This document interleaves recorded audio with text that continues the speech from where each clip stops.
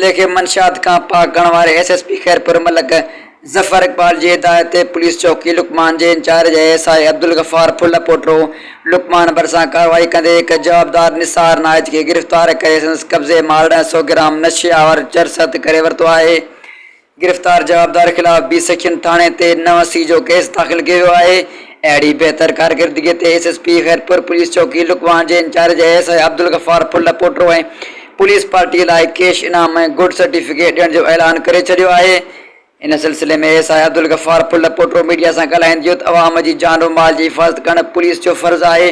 मंशियात जुआ जे अॾनि ऐं फाश खेॾण समेत समाजी बुराइनि जो ख़ात्मो अवलीन तरजीहात में शामिल आहे। हिन जो इलाइक़े के समाजी बुराइनि खां पाक रखण लाइ हर मुमकिन कोशिश कंदासीं।